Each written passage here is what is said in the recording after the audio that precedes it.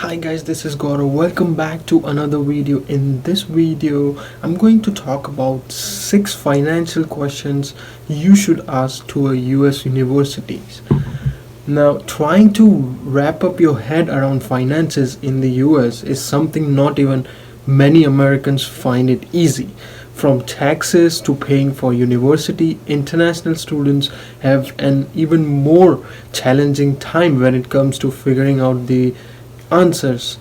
Fortunately, your university is there to help you with some of the big financial questions you might have before you start and plan for doing your masters or undergrads in the United States. I will be listing some questions which you should definitely ask to the universities if you want to get the accurate answers. I understand that many seniors and alumni will give you the answers, but it's always better to get confirmation from the universities. So here are some of the questions worth asking to the universities. So if you want to see which are those questions, please keep on watching.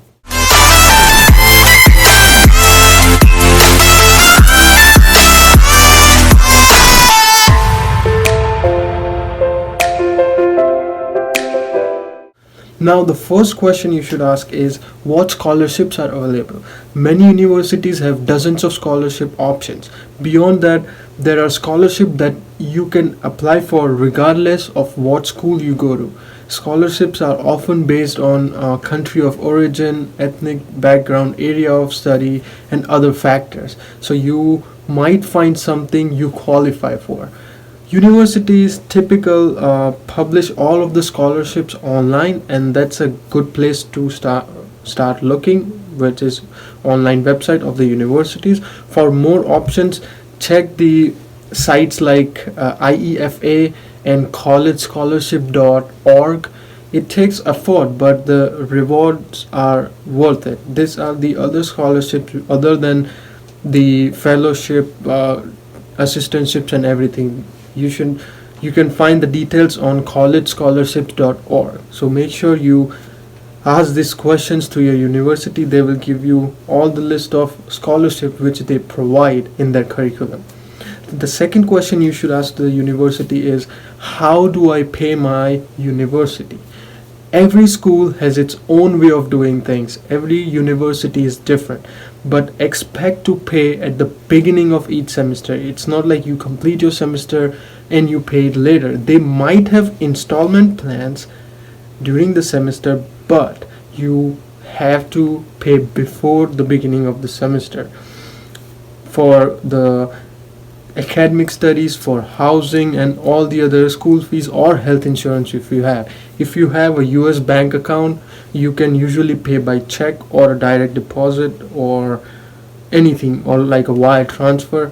Some schools accept credit cards, but there might be an additional fee which you might have to pay. So make sure you verify with your university.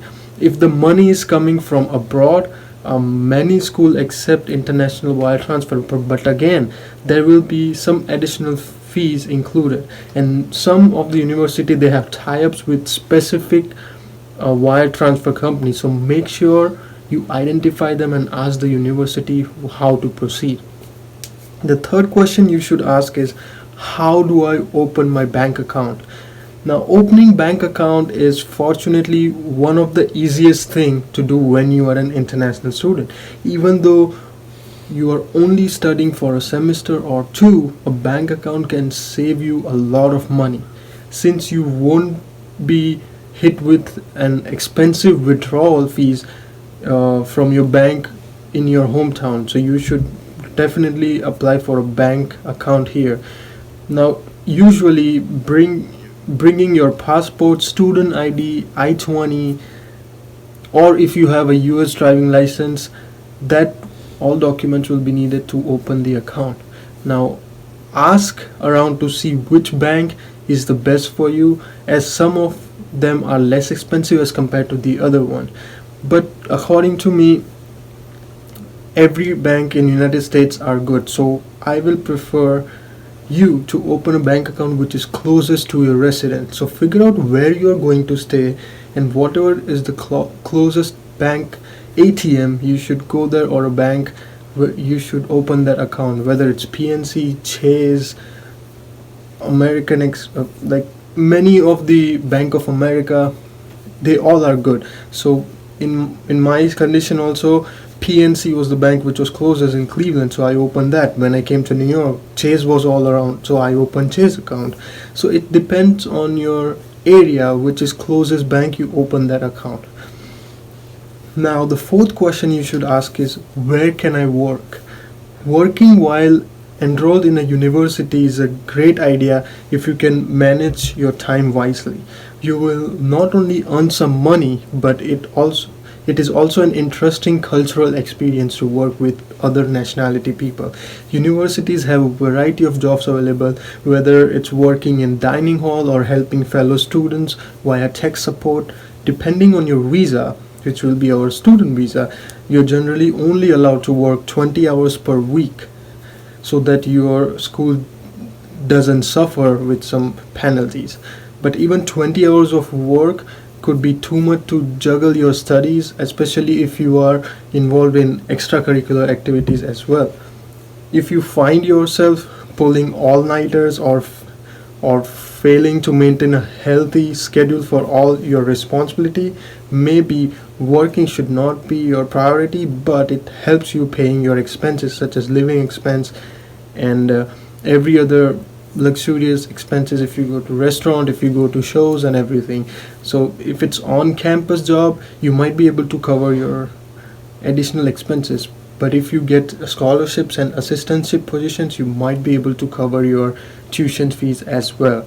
If you are uncertain on what you are allowed to do under your visa, what can you work, what cannot you work, I know many students will give you opinion, but it's always best to confirm with the university. Ask them where can you work and what you cannot work. Now the fifth question you should ask is, how do I get a social security number? Very important after you get an on-campus job or anything. Social security numbers are assigned by US government and are often used for identification, landing a job and paying taxes. It's just like Aadhaar card in our country, India. If you're planning on spending a significant amount of your time in states working, then getting one of these is essential depending on what kind of visa you have for your studies. The University of Washington has a good guide on the subject. Many universities have the step-by-step procedure on your university's website, but they will also guide you if you go to the student center and ask them what are the steps. It's not a difficult process to get this number, but it is a little tedious and involves visiting nearest Social Security Administration office with all the required proper documentation. So make sure you take all the documents and you get your SSN accordingly. Now number 6 question you should ask is, how do I file my taxes? Filing taxes in US can be complicated process that might confuse the resident and the non-resident too. Just see how many pages there are on the IRS page about international students. A lot. If you're working, you will see money deducted from your paycheck to pay to federal and state taxes. In spite of that, you still likely need to file taxes for previous years by the mid-April deadline. Even if you're not technical working, some scholarships and fellowships aren't tax-free and need to be included when you file for your taxes. All of this varies from school to school. Be sure to check with your university's financial office to see what works best for you. When you come to US for your studies, you will have a full plate with classes and new culture. That's why it is best to get this financial issue solved as quickly as possible in order to focus on what's more important. So guys, these were the 6 questions you should ask to the universities, and I hope it helped you and you got what you wanted to get, the information about all the questions which you should ask to the universities. So that's it for this video, guys. I hope this was helpful. If you're new to this channel, please subscribe to the channel and like, share and comments if you have any questions, and I'll see you in the next one. Thank you.